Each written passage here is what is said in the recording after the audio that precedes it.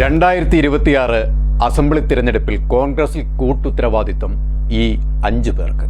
VD. Satheesan, Ramesh Chennithala, Thiruvanchoor Radhakrishnan, Sunny Joseph, K Muraleedharan. ഇവർ നേരിട്ട് മത്സരരംഗത്തേക്ക് ഇറങ്ങുന്നതിന് മുന്നേ ഇവർക്ക് വ്യക്തിബന്ധമുള്ള ജില്ലകൾക്ക് പുറമെ സംസ്ഥാനത്തുടനീളമുള്ള മറ്റ് സ്ഥാനാർത്ഥികളുടെ വിജയത്തിനായി പ്രവർത്തിക്കുന്ന രീതിയിലുള്ള ഒരു വിപുലമായ പദ്ധതിയാണ് AICC KPCC തലത്തിൽ ഇപ്പോൾ രൂപകൽപ്പന ചെയ്തിട്ടുള്ളത്. അംഗത്തട്ടിന് പുറത്ത് KPCC അധ്യക്ഷൻ കെ സുധാകരൻ, KC വേണുഗോപാൽ, ശശി തരൂർ എന്നിവരടങ്ങുന്ന മൂവർ സംഘം മുൻ KPCC president AK Antony, VM Sudheeran, Mullappally Ramachandran എന്നിവരുടെ സേവനം കോർത്ത് ഇണക്കി. ഇതുകൂടാതെ കേരളത്തിൽ ഉടനീളമുള്ള നേതാക്കളെയും പ്രചരണ രംഗത്ത് നേരിട്ടിറക്കാനും പദ്ധതിയുടെ ഭാഗമായി KPCC ആലോചിക്കുന്നുണ്ട്. വ്യക്തമായ ഒരു രൂപരേഖ വരും ദിനങ്ങളിൽ തന്നെ മല്ലികാർജ്ജുൻ ഖാർഗെയ്ക്കും പ്രതിപക്ഷ നേതാവ് രാഹുൽ ഗാന്ധിക്കും വയനാട് MP പ്രിയങ്ക ഗാന്ധിക്കും സമർപ്പിക്കുമെന്നാണ് അറിയാൻ കഴിയുന്നത്. ഇക്കാര്യങ്ങൾ KPCC സംഘടനാ പ്രവർത്തന ചുമതലയുള്ള ജനറൽ സെക്രട്ടറി M ലിജു ഏകോപിപ്പിക്കുകയും ചെയ്യും എന്നാണ് അറിയാൻ കഴിയുന്നത്. KPCC ജില്ലാ നേതാക്കൾ കൂടാതെ ജനസമിതിയുള്ള പൊതുപ്രവർത്തകരെയും പ്രചരണത്തിന്റെ ഭാഗമാക്കാൻ KPCC ഇപ്പോൾ ആലോചനയിലുണ്ട്. തദ്ദേശ സ്വയംഭരണ സ്ഥാപന തിരഞ്ഞെടുപ്പ് അടിസ്ഥാനമാക്കി ജില്ലാ, ബ്ലോക്ക് പഞ്ചായത്ത്, ബോർഡ് തലത്തിൽ വേണ്ട മാറ്റങ്ങളും KPCC ഇതിനോടകം ചർച്ച ചെയ്തിട്ടുണ്ട്. ഈ 5 പേരെ മുൻനിർത്തി തിരഞ്ഞെടുപ്പ് ഗോതയിൽ അംഗത്തിനിറങ്ങുമ്പോൾ ലക്ഷ്യം പൂർണ്ണ വിജയം തന്നെയാണ് എന്നതിൽ ഒരു സംശയവുമില്ല.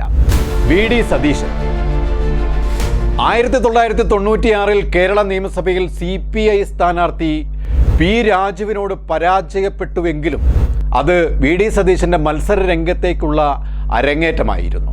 പിന്നീട് 2016 തുടങ്ങിയ വിജയ പരമ്പര നിലനിർത്തി 2021 5ാം തവണയും വിജയിച്ച് പ്രതിപക്ഷ നേതാവാകുകയായിരുന്നു Ramesh Chennithala. 1982 national students union of ഇന്ത്യയുടെ അഖിലേന്ത്യാ പ്രസിഡന്റായി ഇരിക്കുകയാണ് ഹരിപ്പാട് നിയോജക മണ്ഡലത്തിൽ നിന്നും വിജയിച്ച് MLA ആയി വരുന്നത്. 1986 അദ്ദേഹം ഹരിപ്പാടിനെ പ്രതിനിധീകരിച്ച് MLA ആയി. 28ാം വയസ്സിൽ മന്ത്രിയുമായി. 1986 കോട്ടയം പാർലമെന്റ് മണ്ഡലത്തിൽ നിന്ന് മത്സരിച്ച് MP ആയി. 1991 96 99 തുടർച്ചയായി പാർലമെന്റ് അംഗമായി തുടർന്നു. 2005 ചെന്നിത്തല സംസ്ഥാന രാഷ്ട്രീയത്തിൽ തിരിച്ചെത്തുകയും 2011 ഹരിപ്പാടിൽ നിന്ന് വീണ്ടും MLA ആയി തിരഞ്ഞെടുക്കുകയും ചെയ്തു.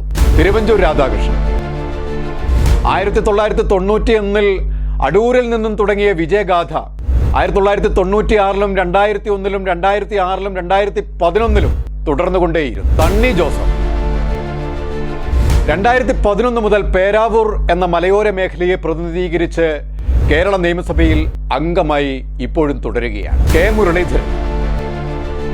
ഇപ്പോൾ മുരളീധരൻ നിലവിൽ MLA അല്ലെങ്കിലും വട്ടിയൂർക്കാവിൽ പ്രഥമ പരിഗണന ലീഡറുടെ മകൻ കെ മുരളീധരന് തന്നെയാകും. വടകര സീറ്റ് പിടിച്ചെടുക്കാൻ കെ മുരളീധരൻ നിയോഗിതനായപ്പോൾ അത് കോൺഗ്രസിന്റെ മുഖം രക്ഷിച്ചെടുക്കുക തന്നെ ചെയ്തു. പിന്നീട് ഇക്കഴിഞ്ഞ തെരഞ്ഞെടുപ്പിൽ പരീക്ഷണാർത്ഥം തൃശൂരിൽ നിന്ന് മത്സരിച്ചെങ്കിലും തോറ്റു.